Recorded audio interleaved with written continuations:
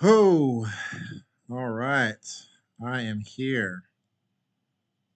20 minutes. It's 7:20 right now. It's Thursday. I don't stream on Thursday nights, right? I'm not going to get in the habit of streaming on Thursday. Thursday and Friday. Just any day of the week that's not Monday or Tuesday, those are my flex evenings. Like I'll usually, like every other weekend, I'll get my hair cut. Um, or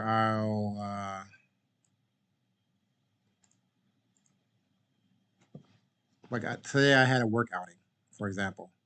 Like I can't reliably commit to Thursdays, but if I have the time, you know, I might as well do a Thursday if I have the time.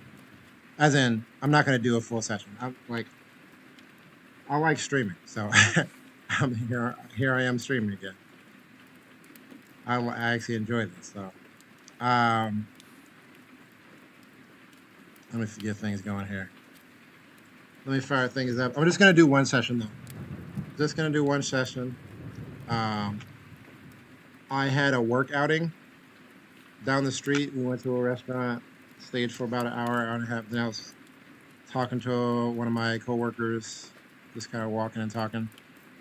Um, and I was like, maybe I'll get here at 7, but I didn't. We ended up walking and talking because he's a cool dude. So I got here 7:20.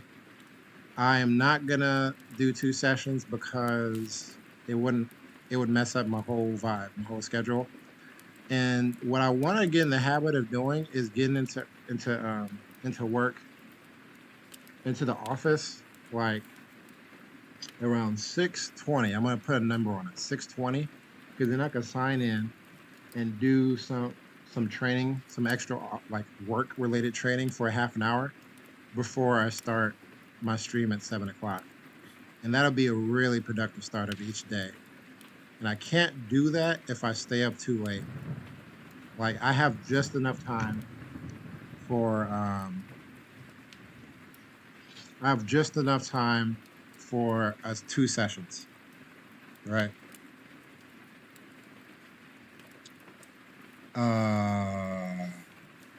Because every day I start at 7, and when I start at 7, I go a half an hour, and then 10 minutes, and then and then I'll usually start streaming at 7, but I won't actually like begin the session until like 7:05, just to give myself time to like set everything up. So basically, I finish around 8:30 at in the evenings, and that's on Monday and Tuesday. I want to be in bed by around 9:30, cause like I want to be asleep, like in bed. Cause if I'm in bed around 9:30, I can get up at 5. I can get up at 5. That'll be 7.5 hours of sleep. And then if I leave the house by 5:15, um, if I leave the house by 5:15, I can get to work around 6:20. So the goal is to go to bed around 9:30, get up at 5 a.m.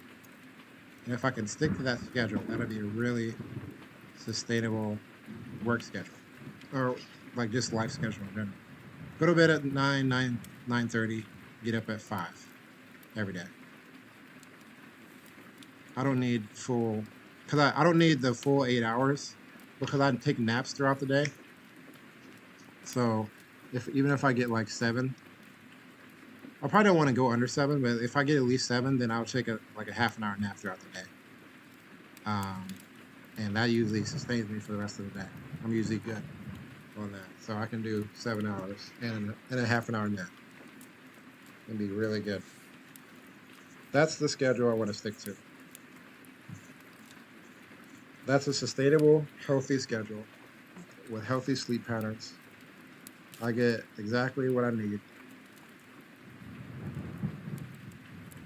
That's sustainable, that will equate to a long lifespan, and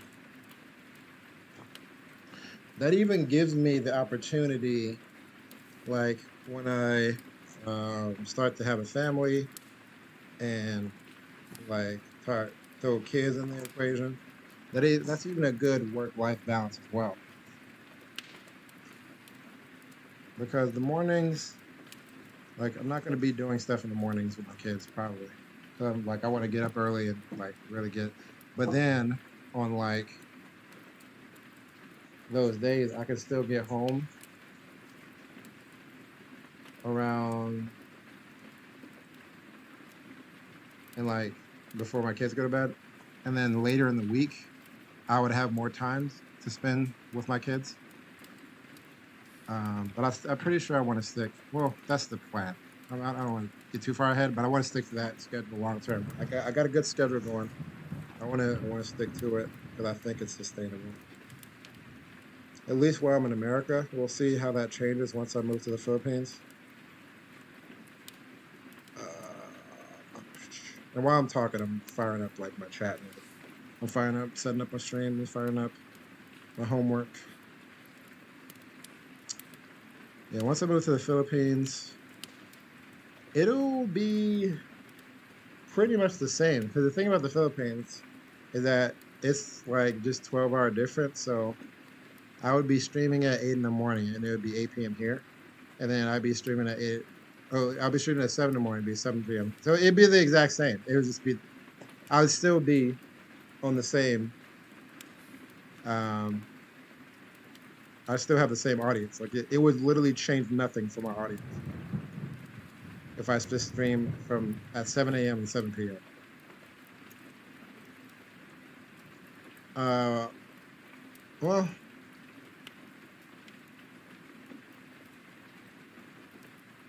yeah, because I guess it would switch. Like if I was gonna dedicate my mornings in the Philippines, then U.S. time it would always be 7 p.m. That's when I do the study with me session, which I feel like is fine. Regardless, I'm going to be uploading 2 videos a day once I really get started. So yeah. Oh, all right. Let's get in here. I was so tired today. Crazy tired. I'm still tired. I'm actually really tired right now. However, what I'm going to do is I'm going to do one session. Oh, one session. And then I'm going to go take a shower in the gym. So by the time I get home, I'll just go straight to bed. I'm going to take a shower, brush my teeth before I leave work. Because once I get home, I don't know what is, my brain is so dumb. Like once I get home, I don't want to do anything. Like all my energy completely vanishes. All I want to do is go upstairs, take off my shoes, take off my clothes, and fall in the bed. That's all I want to do. Just want to go to bed. So I usually even eat dinner at like work or like on the way home, or like on the train or something.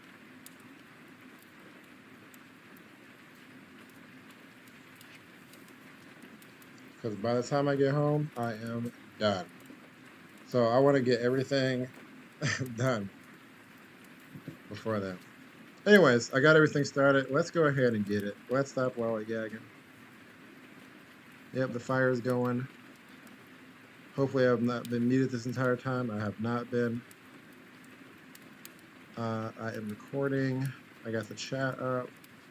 I got my assignment up. Let's acquire it. Let's get it.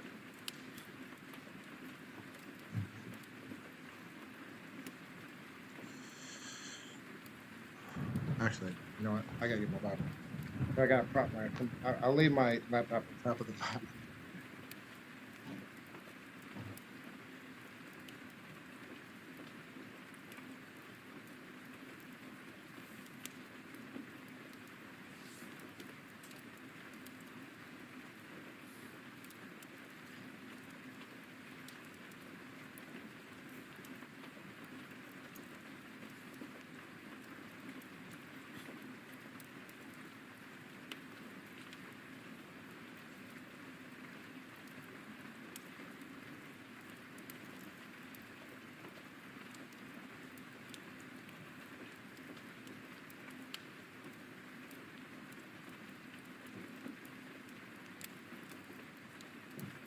All right, I'm back. I'm gonna reset the session because I don't want to start out. All right, I'm gonna reset it, and then we're gonna get it. All right, let's get it. Let's get it. Let us acquire it. Whew. I ate a lot of food at that outing.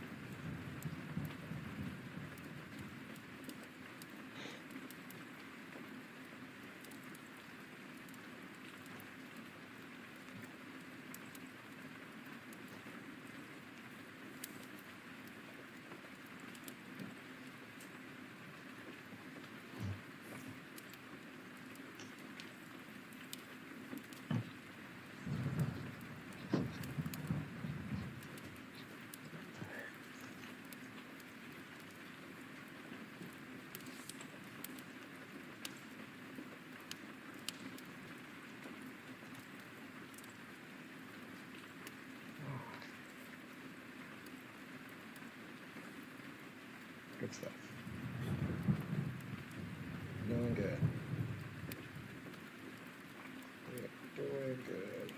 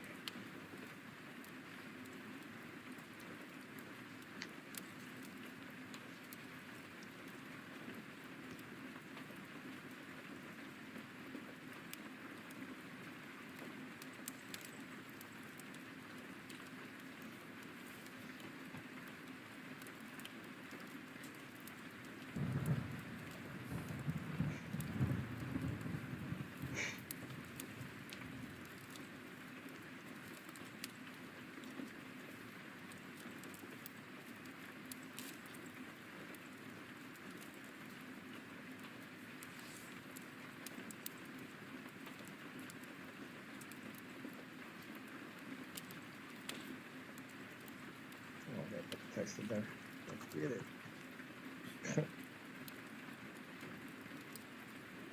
Let's acquire it. Let us obtain it.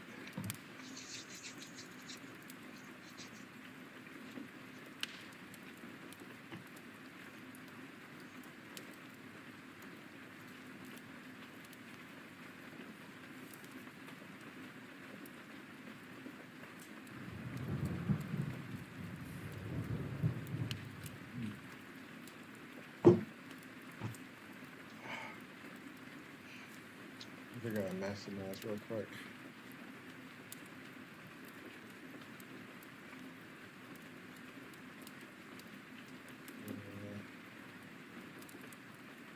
There we go. Begin. Begin.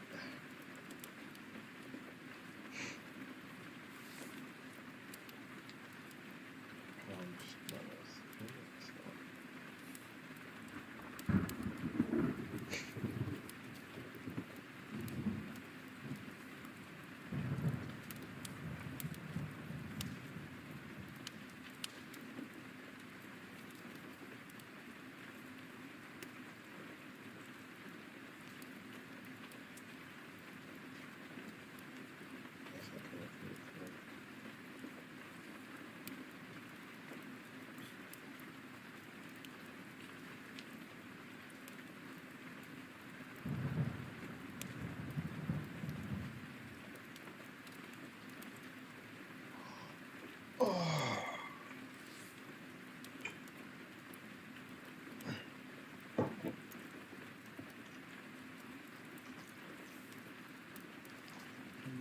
It's black.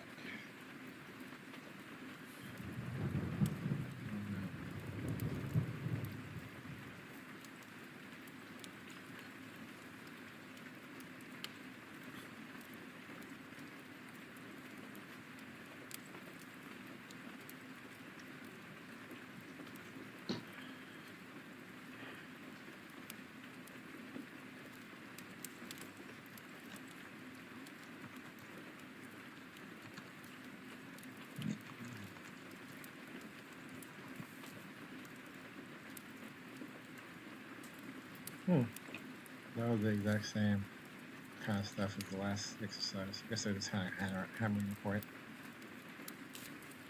Oh, what? Did I get something wrong?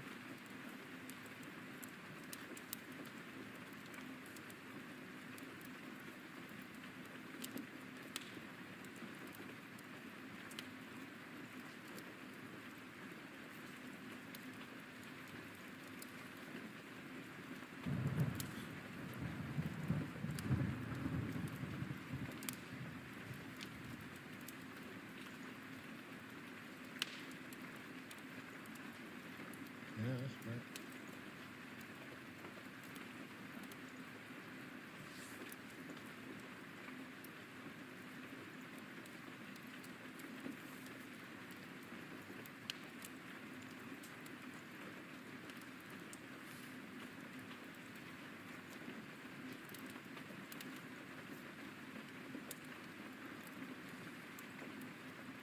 There we go. Oh, okay.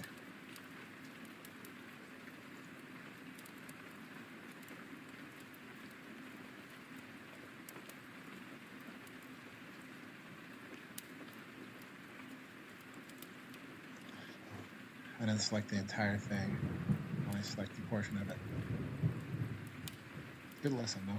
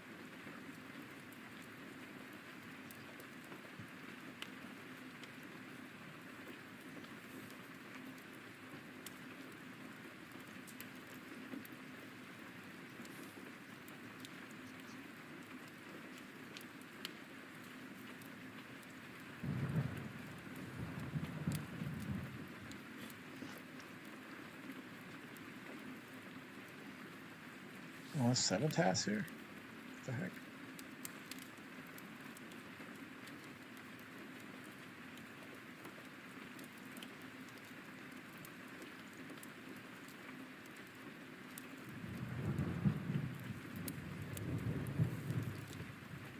There's the cells in a fresh roll table.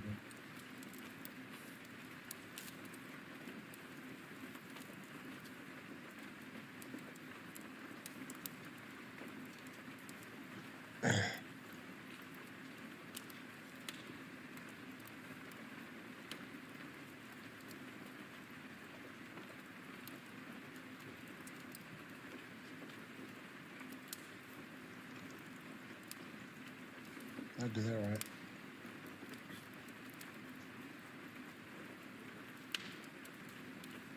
Oh, I got max blast.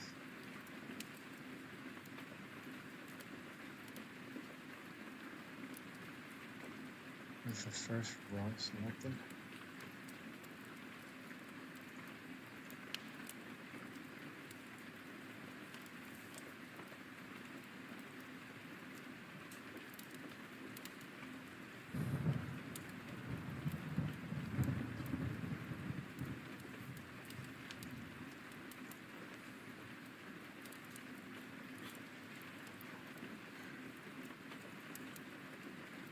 Marriage.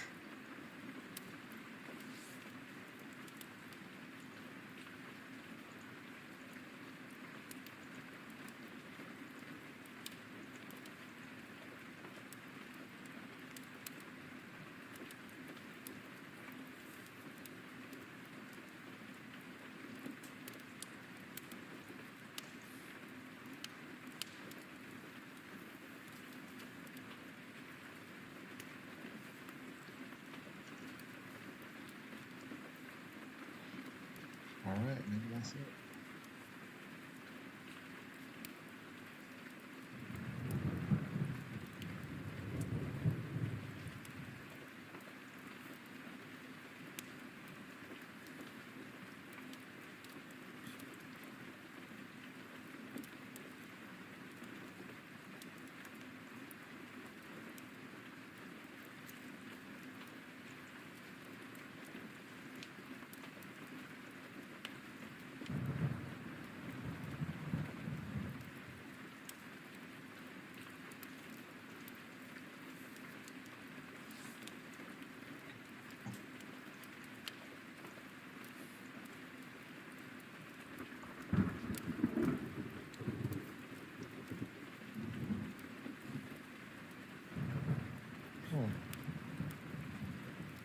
Oh, this is a little bit.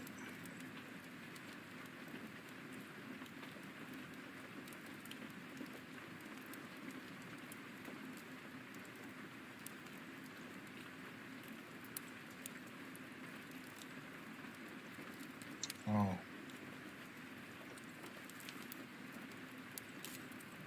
This makes more sense.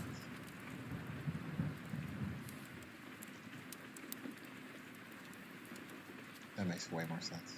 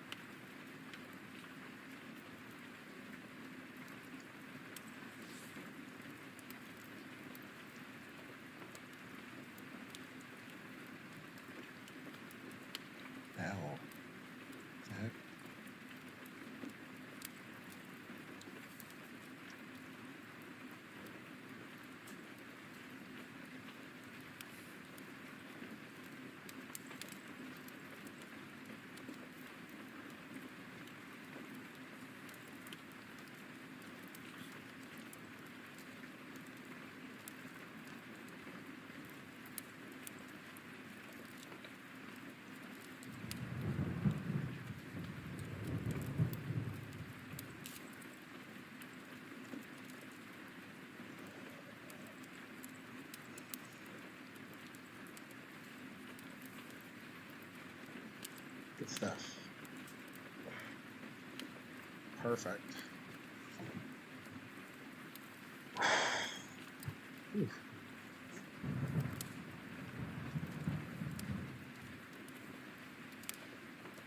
It's gonna be a good nap on my break.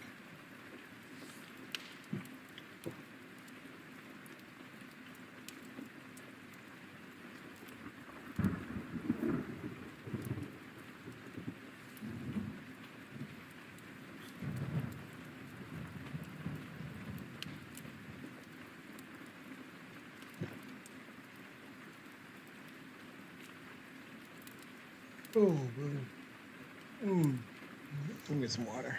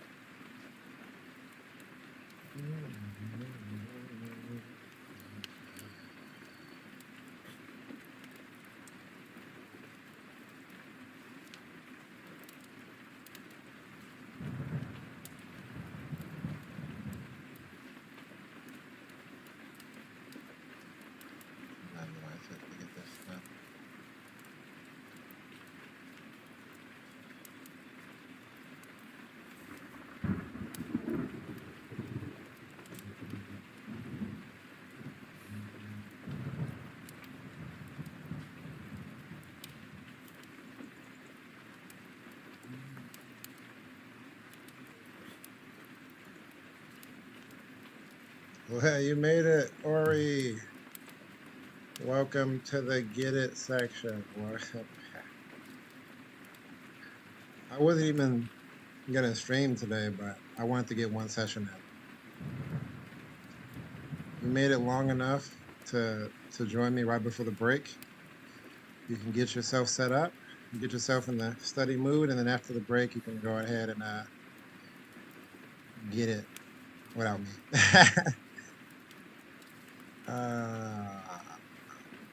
You can get it without me, but we can get it together right now.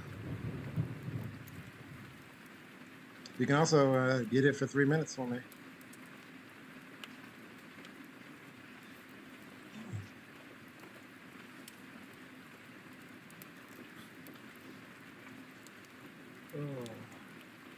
I'm just getting one session in today. I came from a work event, and I was like, you know what? Let me go ahead and do some streaming, do a session here, and I got the extra exercises done that I want to get done. So go me, go me.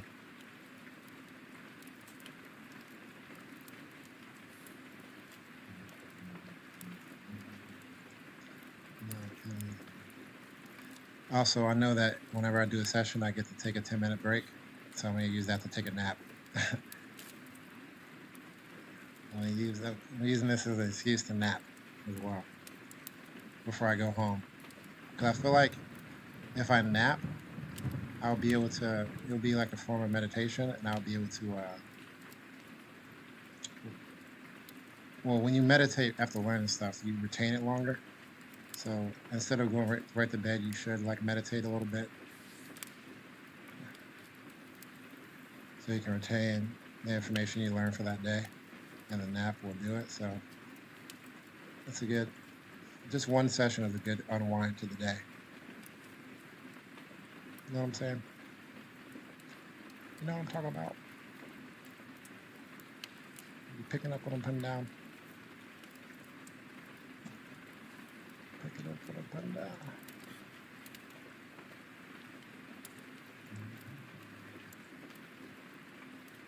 I got that A on my line. Hey! I got that A. That's what I like to see. Nap pad at the ready? Whew. The nap pad is at the ready. Wait, no, this is not the nap pad. Yes, the nap pad is ready. In fact, it's actually way too hot in here, so I'm not gonna have the nap pad just because it's so hot. But I have the nap pad in spirit. How about that one? Incubation. There are plenty of studies saying it's helpful. Oh, incubation. That's okay. I gotta look more into that. Incubation. Incubation. Okay. Incubation. There are plenty of studies saying it's helpful. Sounds helpful.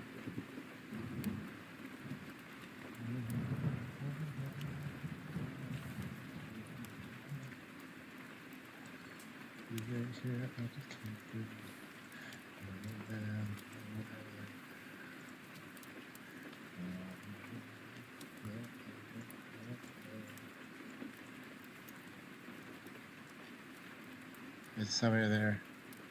Well, it's just that this office that I usually in, the longer the day goes, the hotter this office gets because it usually starts at like a 69 or something. Ooh, break.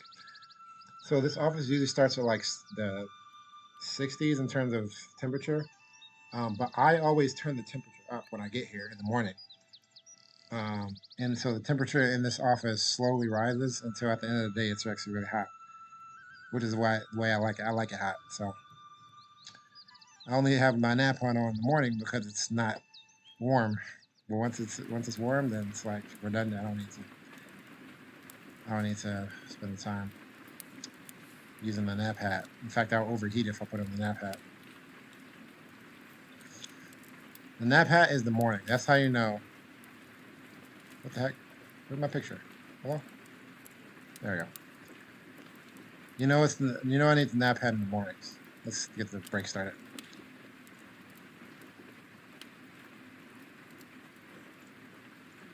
Oh, let's see. Because of spreading activation while you rest, your brain makes all kinds of connections you don't make conscious levels in neuroscience. Why is it as effective when you sleep too? Yeah, it's when you sleep. So what I'm gonna do is I'm gonna take care of something. Then at the 5-minute mark, I'm gonna take a little rest, a little nap skis. In fact, let me take my shoes off right now in preparation for this nap. And then after that, I'm gonna go ahead and take a shower. There's a gym downstairs in this office building that I work at. I'm gonna take a shower so I don't have to do it in the morning. and then I should be out of this building by 8:30, and that's perfect. When I leaving by 8:30 is exactly when I want to leave, and that means I should be in bed by around 9:30, which is perfect. Then I can get up at 5. I'm gonna set my alarm for 5 a.m.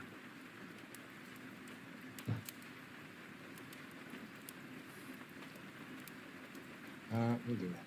Hey Siri, set wake up alarm for 5 a.m. Sleep that. I don't want to deal with this right now. I'll do it later. I'll do it. I'll actually do it on the phone.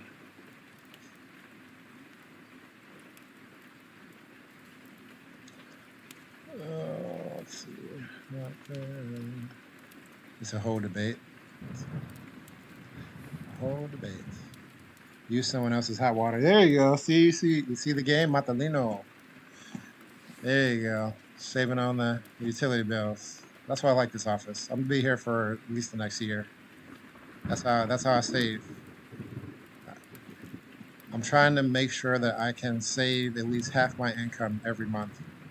Every paycheck, I save half my paycheck. As I'm trying to bull rush and pay down my student loans, and then I'm gonna save. I up my timeline to move into the Philippines to 3 years, so I want to save as much as possible. So I'll have the ability to live there long term, sustainably, and start a family without pretty much any problems. If I have like a good amount of money saved up, even if like my YouTube channel hasn't grown enough to sustain me in the Philippines, and like I'm still studying or like whatever, I'll have like the backup where I could still just go there because that's where I want to be and start to build. I don't want to be tied down to America because I don't have the money. So I'm working. I eat a lot of peanut butter and jelly sandwiches.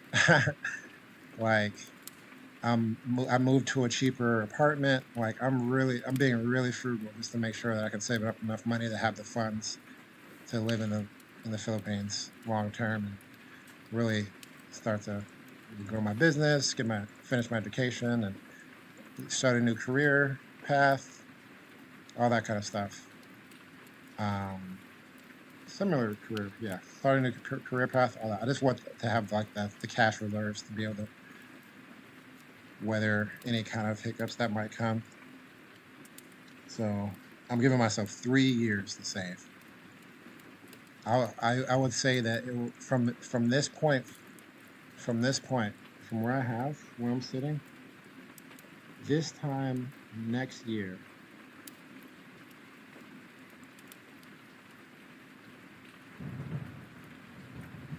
I'm doing math in my head.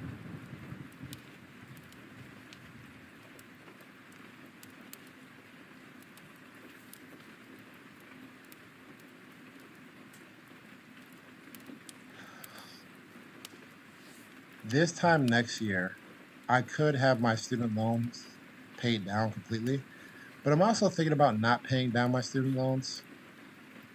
Because if you go on an income-based repayment plan and you pay it, you stay on that for 20 years, then your student loans will be forgiven after the 20-year mark. The only problem with that, so you end up paying less over time. So like, for example, I owe $30,000 in loans. Have you heard of the Bill East gentleman YouTube channel? It's about man moving in Asia. I have not. I definitely need to check it out though. Definitely need to check it out. What was I saying? I'm gonna do a double break, by the way. I'm doing a double break. Doing a double break.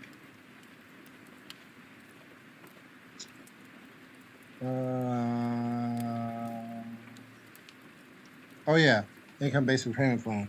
The thing about the income-based repayment plan, let's say I owe 30,000, and I get on the income-based repayment plan, and then over a 20-year period, I end up paying 18,000, right? And then if it gives 12,000, that'll count as my income towards tax purposes. So my income will be 12,000 higher for that year, but then I won't have to pay $12,000. I'll save, and then I could use that money for something else. But here's the hiccup. One, I might be tempted to use that money for something else instead of just having it be completely free of debt, which is always. And there's also the fact that you have to renew your income every year, which means you have to go through the bureaucracy, of like that whole system of whatever it takes to call and send in the paperwork or whatever to confirm your income or send in documents, your W-2s and all that. Like I'm trying to minimize my work that I don't have to do. Like I will pay someone so I don't have to do that kind of stuff. You know what I'm saying? Yeah, I could save money, but I just don't want to have to do that. I'd rather just pay it down right away and just not have to think about it. Unless someone was doing it for me, which I don't even know if that's worth it. Like maybe if I got married and my wife wanted to do it for me, but that's just extra work, you know. Even though I would save money by spreading it out over a 20-year period, I feel like it's just better for me to just pay it down so I don't have to think about it. Less deaths, less stress. Yeah, exactly, exactly. Well, what I would do is I would um, I would put the money. I would calculate how much I would pay over a 20-year span on average, and then I would put that instead of paying down my debt. So let's say I saved up $30,000, which is the amount of my student loans. So I actually have a negative net worth right now because I owe student loans. But let's say I save up that amount, and then so I can either pay it, or what I could do is I could put the amount that I would save or that I would pay in a savings account, and then have that savings account automatically debited. Um, so it would basically it'd be paid. It would just be paid over time, and then that savings account would be like a high yield savings account, and it earn interest over time. Like I have a market savings account that earns like four plus something interest, so that the money would actually grow. Then I'd like leave with a little bit more money than I started with. So financially, it makes sense. But again, that implies that you're going to be perfect. You're going to be imagining everything, and I just don't want to deal with it. Just don't want to deal with it. I feel like I would rather. The only regrettable thing is if they end up forgiving student loans here, then I'd feel like a real big dummy. I'm like, oh man, I paid it down too early. You know? Oh, that would suck so badly. What if I saved up to 30,000 and I spent all my money paying down the debt, and then they forgave student loans? Ah, I would feel so trash. I would feel so trash. I'd be like, oh, all that work for nothing. For nothing. I mean, the thing is, if they pay down student loans, if they forgive student loan debt, right? It's like the next generation is gonna pay for it. That's gonna raise the debt ceiling, and someone has to pay it back. So they're gonna tax the next generation and future generations to pay for that. But the thing is, if I pay down my loans, then I don't actually get any benefit out of it. At least, let's say I get my debt forgiven and my taxes go up. At least I got my debt forgiven, like in the short term. It's gonna take a long time for those taxes to actually come at me. And here's the thing. Here's actually the thing. Here's the thing about me going to the Philippines. I wish my student loans were forgiven. I don't know if they're actually gonna. I just gotta keep it simple. You can't. You seem financially simple. Yo, I work in banking. I work in finance, so I research this stuff on a daily basis. Um, Put it in one of those high interest accounts. Well, you can touch everything. There's nothing you can't touch.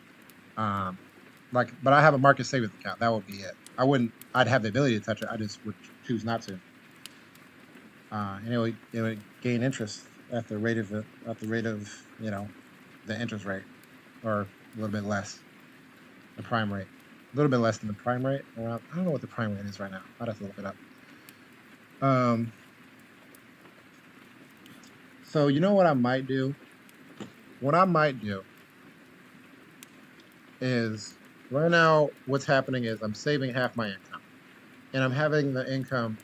My paycheck goes directly to my checking account, and then at like twice a month, half a set amount comes out of that account and goes directly into my investment account, and I'm slowly building up the funds. Um, so what I might do is I might build up to the 30,000. It'll probably take, realistically, ideally it would only take a year, but it'll probably take a year and a half. Build up to the 30,000.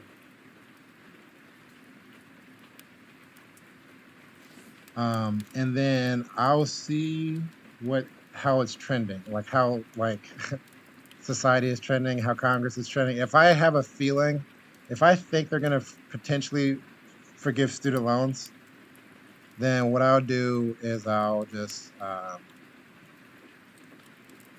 I'll get on the income-based repayment plan, not with the intention that I'm going to go the full 20 years, but like maybe over like the next 3 years, just kind of see how it played out. So I'll like maybe like put enough in the savings account to pay it down for 3 years, just so I don't have to think about it, and then put it on auto debit, and then just see how it plays out over the next like 3 years. But still have the rest, that extra money, like the extra 27,000, I just have it in the investment account growing over time. And then after 3 years, if it looks like they're not going to pay down the student loan debt, then I'll have the funds to pay it. Something like that. So it's like I'm like hedging my bets. It's like, well, in the off chance they do, I'm not going to pay all my student loans, in the off chance that they actually forgive it. So I can see. I feel like we'd be able to tell if they're going to do it in 3 years, because we're going to have a new president. We're going to have a new presidential election. And the thing about presidential elections is that's when stuff actually starts to get done, typically, because they want to get votes. So especially with Biden right now, we're talking American politics. Especially with Biden right now, the economy is people are feeling the inflation, like even because the price of everything has gone up, price of food, price of gas. So even the normies, even the people that are not too political, who don't know what inflation really is, they feel it because now eggs are like $5, right? It's like double the price of what it was before Biden got into office. There's a bunch of economic factors on that, and that's necessarily to say it's Biden's fault. That's neither here nor there. Is that the perception is that while Biden has been in office, everything has gotten more expensive. And what politicians like to do is they like to pass a bunch of policy near voting time. So my hope is that in the attempt to garner more votes, Biden is going to do the economically irresponsible thing in the short term, in the long term, but the financial beneficial to me in the short term of forgiving student loans, which would be for me $20,000 of student loan forgiveness, because I took grants, and like it's based 10,000, and if you took a certain amount of grants, which I'm pretty sure I did, because of my family's income, it would be $20,000 just wiped out, added to the debt ceiling, which our children are going to have to pay for. However, I'm moving to the Philippines. The thing about the Philippines is that for an expat, an expat who lives in the Philippines as a non-citizen resident does not pay taxes to the American government up to, I believe it's now $120,000. So as long as I make less than $120,000, I'm not going to be paying for the student loan forgiveness. It's going to be the burden's going to be on the rest of America. Me and my family are going to be free from it because I'm going to be exempt from taxation.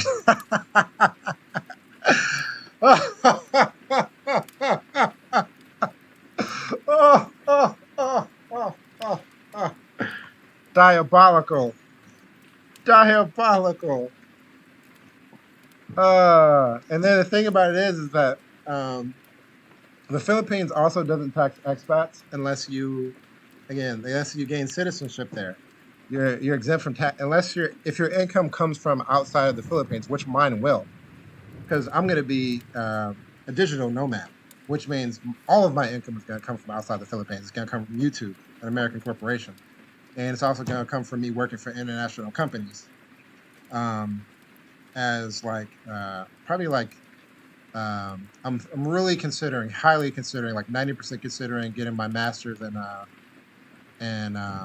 cybersecurity, which means I'm going to be working for international companies, not Filipino companies, because I'm going to be leveraging the fact that I can work internationally and bring in the American dollar, or the euro, whatever. That money goes way further than the Philippines. So I'm not going to be taxed in the Philippines, not going to be taxed in America. I would potentially get the benefit of the student loan debt forgiveness. And then my children are going to grow up in the Philippines. They're going to be exempt. They're not going to have to deal with it. So the American people are going to have to deal with that. That's not my problem. Sure, eventually, if the American dollar collapses, that's going to have huge, huge economical impact all across the world, including the Philippines, because the Philippines is a service-based economy. A lot of the Philippines is like call centers and stuff. A lot of those call centers come from American companies. And with the advent of AI replacing call centers, a lot of the Philippine economy is going to go crashing. Like it's not going to be good. And the Philippine government does not move very fast, typically, to enact change. So they won't be able to enact change that they need to shift their government away from the service economy that's going to be replaced by automation, robots, and AI. So a lot of Filipinos are going to be hurting. A lot of educated Filipinos are going to be out of a job. I, with my master's degree and my access to the American economy and YouTube income and all that kind of stuff, and my family, we're going to be fine. I'm tax free and benefiting from the fact that I got out while the getting was good. That's the plan. That's the plan. That's the plan. Get out while the getting's good. I see. It's like I can see the vision of the world, of the future of the world, assuming no nuclear holocaust or anything like that, or like Judgment Day. With the robots actually coming and like AI, like killing everybody. Assuming that doesn't happen, we're in for some hard times. That's what I'm preparing for, though. That's what I'm working for right now. That's what I'm working for. I'm preparing for those hard times by getting my master's degree in a field of study that I think is going to be immune to or heavily resistant to AI's replacing the workforce. Because someone has to build the AI and monitor the AI and make government safe. Someone has to do that. And it can't be AI. Because that starts a paradox. You need human intervention in there. So by my getting into the security space, I pretty much ensure my job security, but more importantly, the job security of my children and my grandchildren, because I'll teach them the same thing. I'll teach them how to make a YouTube channel. I'll teach them how to work. I'll teach them good work ethics. I'll teach them how to get, how to stay in school and be a forever learner and always have relevant work skills, so you'll always have employment. All those kind of stuff. My family's going to be good. That's what I'm working towards. That's what I see. I see it all coming. I see it all coming, and I'm preparing myself. I'm arming myself with knowledge and education. And that's a lot of what this YouTube channel is about, honestly. You're going into the jungle? I'm not a jungle person. I need internet. I need two things. I need two things to live. I need internet and I need hot water. You give me internet and hot water, I can live anywhere. Period. I can live anywhere. I need internet and hot water. That's all I need. Biomed is a good field too because humans will always want to be fixed by humans. Yeah. Like nurses, I don't think nurses are going to go anywhere anytime soon, no matter how advanced robots get. I think nothing replaces the touch of the human hand. Like, even think about the iRobot robots, right? They still had machine hands. Like, there's nothing like psychologically, we want the touch of human hands. Robots aren't going to replace that really. Like until we get to like androids or something, right? Which that's like way off. Like we're not at android level yet. So my grandchildren are still going to be able to be nurses if they want to. Surgeons are probably going to go away. Surgeons, a lot of doctors, um, even right now, AI is like diagnosing people more faster and more accurately than human doctors. So that's a little bit shaky. I'm not even sure. Like lawyers as well. Like AI can draft up a legal document. So all that kind of stuff is shaky. What I can pretty much guarantee is not going to be replaced. You need humans to monitor the robots. You can't have robots monitoring themselves. That's total Judgment Day scenario. Can't happen. Right? Someone there has to be a stopper there. So getting to that space to either maintenance or build the robots and monitor the robots. That's a person has to do that. Another job that I think could be secure is anything that involves working your own land, because robots, AI, will not be able to own land. Now, companies can own land, so companies can buy up some land and then work that land with robots. But for example, my goal is going to be to purchase a ton of land in the Philippines. Like that's my goal, and I can do that through like trust through a company. Or my wife if we could get married, but I'm most likely going to do it through a trust. Um, and by doing that, I keep the wealth within the family, even when the robots come. Like land can only get so fertile. You know what I'm saying? Like a robot picking corn really, really, really, really fast isn't necessarily going to be that much better than just a farmer doing it, because the land can only produce so much, right? The land can only produce so much. So because someone else owns the land, you might replace like farm hands, but a family that owns the land or a village that owns the land, and that land produces food. Robots cannot replace the production of that food. They can't replace the fact that the ground is growing food on my property, on the property of our village, of the property of our family. And people want this food that's growing on my property.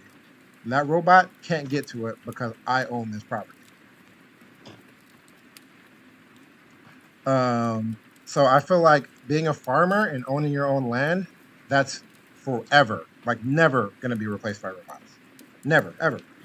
Owning your own land and working your own farm is never going to be replaced by robots, because you can only grow so much food. Land can only produce so much food. There's always going to be a finite quantity. So, and then of course you're going to want people, like there's going to be people like, I only want like food that's grown by humans. Like that's just going to be a market. So yeah, that's never going to away. So being a farmer and owning land, robot AI proof.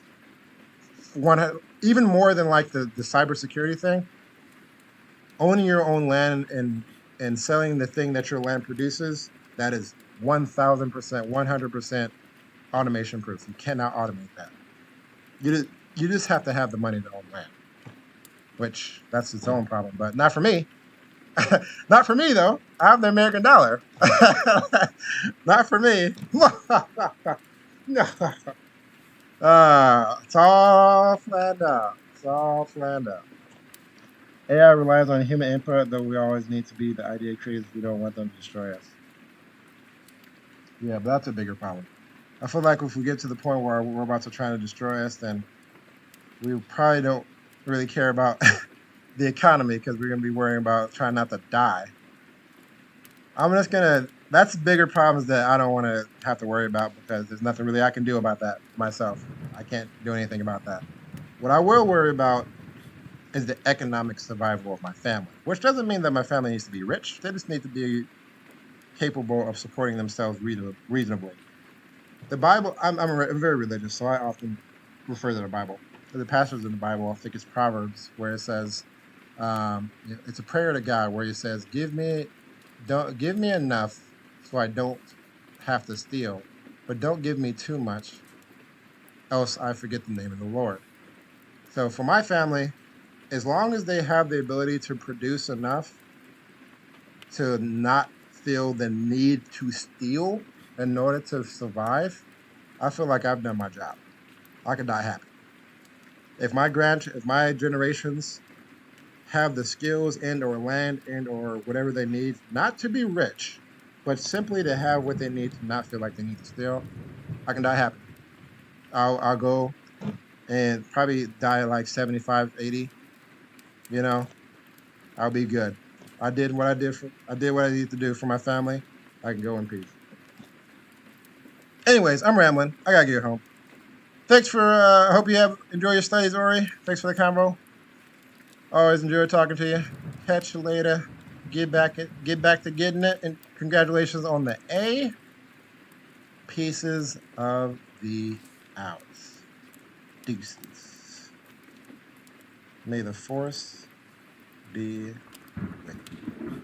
I think the best thing we can do for him is create a loving, self-sufficient family environment.